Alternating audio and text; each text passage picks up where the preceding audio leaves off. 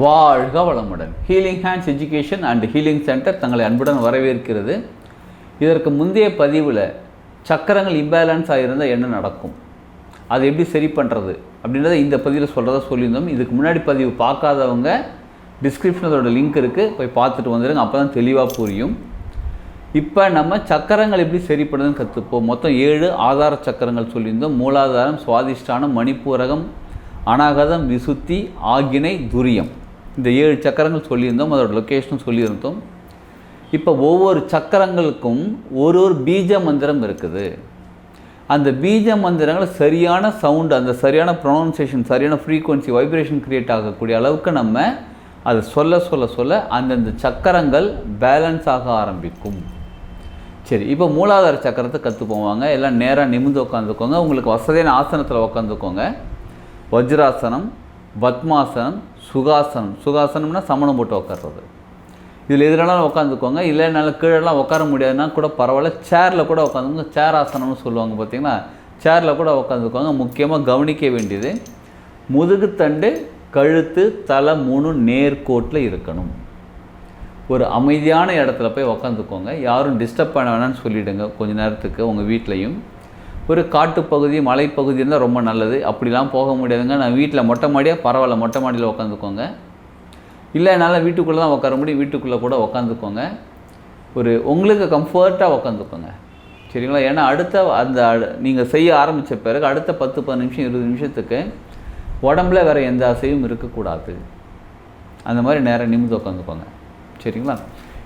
இந்த மெடிடேஷன், இந்த தியானம் எப்போ செய்யலாம், சக்கரா தியானம் எப்போ செய்யலாம்? காலையில் பிரம்ம முகூர்த்தத்தில் செய்கிறது ரொம்ப சிறப்பு. பிரம்மம் அப்படின்னாலே, பிரம்மனாலே நமக்கு புதிதாக உருவாக்கக்கூடியவர் தான் பிரம்மம். இப்போ நம்ம இந்த தியானம் செய்யும்போது, அந்த பிரம்ம முகூர்த்தத்தில் செய்யும்போது நம்ம உடம்புல இருந்து தேவையில்லாத விஷயங்கள்லாம் வெளியில் போயிட்டு, நம்ம மனசில் நம்ம எனர்ஜி பாடியில் இருக்கக்கூடிய தேவையில்லாத விஷயங்கள் சக்கரம் கிளென்ஸ் ஆகிட்டு தேவையான விஷயங்கள் அபரிவிதமாக வந்து சேரும். அதனால் பிரம்ம முகூர்த்தத்தை செய்கிறது ரொம்ப சிறப்பு. அப்போ நைட்டில் செய்யலாமா? சிலருக்கு நான் ஆஃபீஸ்லாம் போய்ட்டு வீட்டுக்கு வருவாங்க, நைட்டில் செஞ்சுட்டு தூங்கலாமா, இல்லை மத்தியானம் செய்யலாமா அப்படின்னு கேட்குறவங்க நைட்டில் செய்ய வேண்டாம். ஏன்னா எனர்ஜி நிறையா கிடைக்கும்போது சிலருக்கு தூக்கம் டிஸ்டர்பன்ஸ் ஆகிறதுக்கான வாய்ப்புகள் இருக்குது. அதனால் நைட்டில் இது செய்ய வேண்டாம், சரிங்களா? இப்போ காலையில் சில பெண்கள் சொல்லுவாங்க, காலையில் சமைக்கிறாங்க, சமையல்லாம் முடிச்சுட்டு ஃப்ரீயாக இருக்கும்போது நான் ஒரு 10 மணிக்கு மேலே ஃப்ரீ ஆகிடுவேன். அப்போ செய்யலாமன்னா, நீங்கள் சாலிட் ஃபுட்டு, சமைத்த உணவுகள் எடுத்துருக்கீங்க அப்படின்னா 2.5 மணி நேரம் கழித்து இது செய்யலாம். இந்த சக்கர தியானம் செய்யலாம். இந்த தியானம் செஞ்சு 1.5 மணி நேரம், 1 மணி நேரம் 1.5 மணி நேரம் கழித்து தான் ஏதாவது சாப்பிட்ணும் சமைத்த உணவுகள். இப்போ நான் லிக்விட் ஃபுட்டு, ஜூஸ் குடிச்சிட்ருக்கிறேன், சத்துமாவு கஞ்சி குடிச்சிருக்கேன், இந்த மாதிரி இருந்தால் 1 மணி நேரம் கழித்து செய்யலாம். தண்ணி தாங்க குடிச்சிருக்கேன், 10-15 நிமிஷம் கழிச்சு செய்யலாம், சரிங்களா?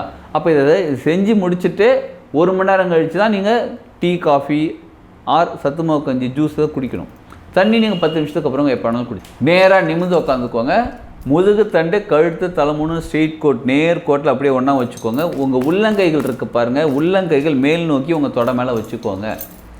ஒரு சக்கரங்களுக்கும் தனித்தனி முத்திரைகள் இருக்குது. அந்த முத்திரைகள் எப்படி கற்றுக்கிறது நம்ம பயிற்சி வகுப்பில் கற்றுக்கலாம். இப்போ நீங்கள் இந்த வீடியோ பார்த்து நீங்கள் செய்ய போகிற நீங்கள் மகாமுத்திரையில் கைகளை வச்சுக்கோங்க. இப்படி ஓப்பனில் வைக்கிறதா மகாமுத்திரை. இப்படி ஓப்பனாக கைகளை வச்சுக்கிட்டு தொடை மேலே நேராக நிமிர்ந்து தொடை மேலே வச்சுக்கிட்டு நேராக நிமிர்ந்து உட்காந்துக்கோங்க. உட்காந்துக்கிட்டு எழுதிக்கோங்க. இதை ஃபஸ்ட்டு நீங்கள் மூலாதார சக்கரத்துக்கு லம், LAM, லம் அப்படின்னு இங்கிலீஷில், தமிழில் லா இம், சரிங்களா? சுவாதிஷ்டான சக்கரத்துக்கு வம், VAM, வம், வா இம், வம். மணிப்புரக சக்கரத்துக்கு ரம், RAM, ரம், ரா இம், ரம். அநாகத சக்கரத்துக்கு யம், YAM, யம், யா இம், யம். விசுத்தி சக்கரத்துக்கு ஹம், HUM, ஹம், ஹா இம், ஹம். இங்கே சொன்ன பாருங்க, ஆகினை சக்கரம். ஆகினை சக்கரத்துக்கு ஓம், துரிய சக்கரத்துக்கும் ஓம். ஓகேங்களா? இப்போ எந்த சக்கரத்துக்கான நம்ம அந்த பீஜ மந்திரம் சொல்ல போகிறோமோ கவனம் அந்த சக்கரத்தில் வச்சுக்கிட்டு செய்யணும். நேராக நிமிர்ந்து உட்காந்துக்கோங்க. முதுகு தண்டு, கழுத்து, தலை 3 நேர்கோட்டில் இருக்கட்டும். இப்போ மூலாதார சக்கரத்துக்கு இந்த பீஜ மந்திரம் சொல்ல போகிறோம். இந்த மூலாதார சக்கரத்துக்கான லொக்கேஷன் எங்கன்னு பார்த்தா பிறப்புறுப்புக்கும் ஆசன வாய்க்கும் நடுவில் இருக்குது. முழு கவனம் அங்கே வச்சுக்கிட்டு நேராக நிமிர்ந்து உக்காந்து மூச்சை நல்லா உள்ளே எடுத்துக்கோங்க. மெதுவாக நல்லா மூச்சை டீப் இன்ஹேல் பண்ணிக்கிட்டு மூலாதார சக்கரத்தை கவனிச்சுக்கிட்டே அப்படியே மெதுவாக மூச்சை வெளியில் விடும்போது அந்த லம் சொல்லணும். லா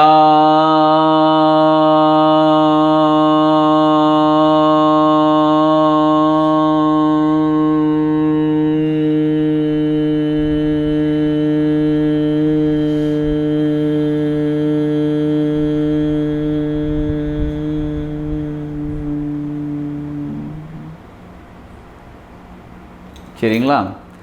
இது எப்படி இருக்கணும்னா லாம் ஒரு மூச்சு கற்றுக்கு ஒரு தடவை தான் சொல்லணும். லாம் அப்படி நிறுத்திட்டு அந்த மாதிரிலாம் சொல்லக்கூடாது. ஒரு கம்பியை டியூன் பண்ணிங்கன்னு வச்சுக்கோங்க, டிங் அப்படியே அந்த சவுண்டில் அப்படியே மெதுவாக அந்த கடைசியில் முடியும் பாருங்கள், அந்த அளவுக்கு நம்ம முடிக்கணும். உங்களோட மூச்சு காற்று எந்த அளவுக்கு நீங்கள் அடக்கி வச்சுருக்க முடியும், எந்த அளவுக்கு பொறுமையாக நீங்கள் வெளியில் விட முடியுன்றதை நீங்கள் கணக்கு பண்ணிக்கோங்க. சிலருக்கு 30-40 செகண்டு கூட அவங்களால மூச்சை நிறுத்தி வச்சு அதுக்கப்புறம் சொல்ல முடியும், அதாவது அவ்வளோ நேரம் சொல்ல முடியும். சிலருக்கு 10 செகண்ட் கூட நிற்காது. லாம் பரவாயில்ல, உங்களால் எவ்வளோ முடியுதோ அவ்வளோ செய்யுங்க. போக போக போக உங்களுக்கு அது தினமும் செய்ய செய்ய செய்ய உங்களுக்கு அது டெவலப் ஆகும். நீங்கள் 40 செகண்ட், ஒரு நிமிஷம் கூட அந்த ஒரு மந்திரம் சொல்ல முடியும்.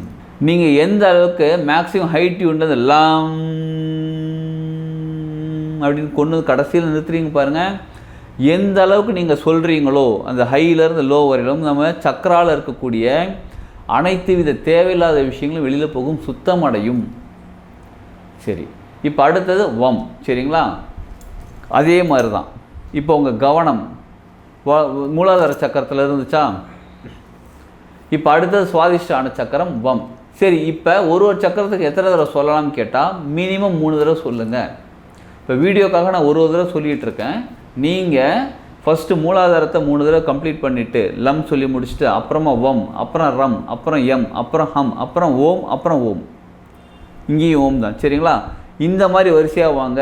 இப்போ நான் ஃபஸ்ட்டு ஒரு தடவை எல்லாத்துக்கும் ஒரு தடவை சொல்லிடுறேன், மறுபடியும் சொல்கிறேன்னா அந்த மாதிரி வேண்டாம். என்ன ரீசன் அப்படின்னா, ஒரு சக்கரத்தையும் சுத்தமாக கிளென்ஸ் பண்ணிவிட்டு வரும்போது உங்களுக்கு அதோட தன்மை வேறு மாதிரி இருக்கும், சூப்பராக ஒர்க் ஆக ஆரம்பிக்கும். சரிங்களா? அடுத்தது சுவாதிஷ்டான சக்கரம் வம். சரிங்களா? இப்போ நேராக நிமிர்ந்து உட்காந்துக்கோங்க. வா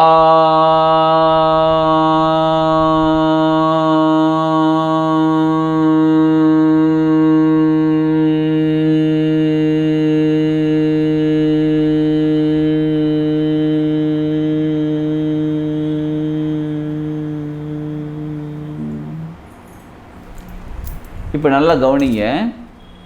இப்போ உடனே இந்த மாதிரிலாம் பேசக்கூடாது. நீங்கள் செஞ்சு முடிச்சுட்டு ஒரு 2 நிமிஷம் 3 நிமிஷம் அமைதியாக உட்காந்துருக்கணும். இப்போ நம்ம அமைதியாக உட்காந்து வீடியோட டைம் அதிகமாக உடனே பேச ஆரம்பிச்சிட்டேன். நல்லா கவனிங்க. எல்லா சக்கரங்களுக்கும் அந்த பீஜ மந்திரங்கள், இப்போ லம் அப்படின்னா லா,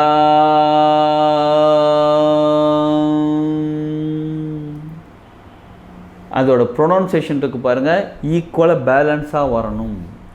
லாம் அப்படின்னு ஒரு இம்மை ரொம்ப நேரமும் சொல்லக்கூடாது. லா அப்படி சொல்லிட்டு அப்படின்னு டக்குன்னு முடிக்கக்கூடாது.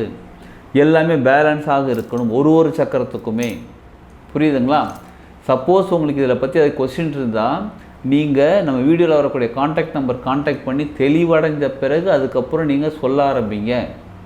எனக்கு இன்னும் நிறைய விஷயங்கள் தெரிஞ்சுக்கணும், சக்கரங்களை பற்றி நிறைய விஷயங்கள் தெரிஞ்சுக்கணும் அப்படின்னா அதற்கான பயிற்சி வகுப்பில் நீங்கள் கலந்துக்கோங்க. இப்போ நம்ம மணிப்புரக சக்கரத்துக்கு சொல்ல ஆரம்பிக்கலாம்.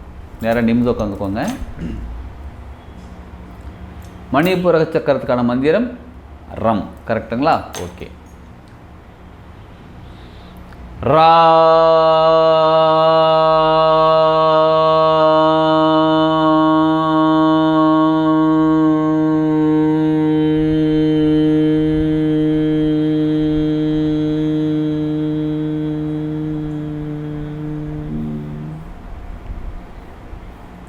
அப்படியே கண்டினியூ பண்ணிடலாமா? அடுத்து அநாகத்துக்கு போயிடலாமா?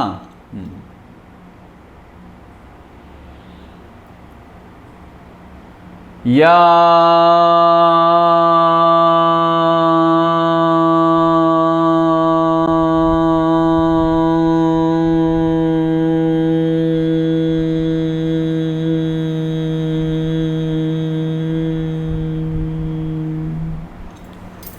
எந்தெந்த சக்கரங்களுக்கான பீஜ மந்திரம் சொல்கிறோமோ கவனம் அந்த சக்கரத்தில் மட்டும்தான் இருக்க வேண்டும்.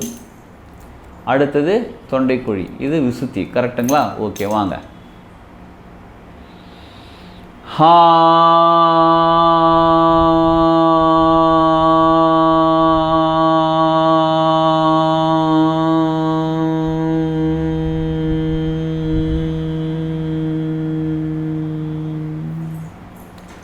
இப்போ முக்கியமாக கவனம் இங்கே வைக்கிறோம். ஓம் தான் சொல்ல போகிறோம். ஓ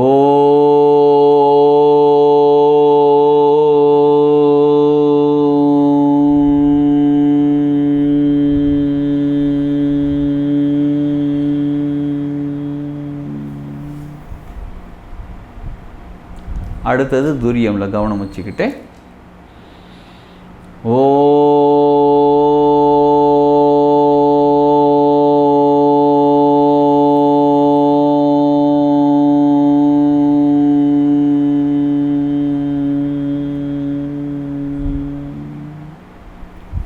ஒவ்வொரு சக்கரத்துக்கும் 3 தடவை பீஜ மந்திரம் சொல்லணும். ஒரு சக்கரம் சொல்லிவிட்டு அடுத்ததுக்கு அப்புறம் தான் அடுத்த சக்கரத்துக்கு பீஜ மந்திரம் சொல்லணும். இப்படி சொல்லி முடிக்கிறதுக்கும் நல்லா கவனிச்சுக்கோங்க.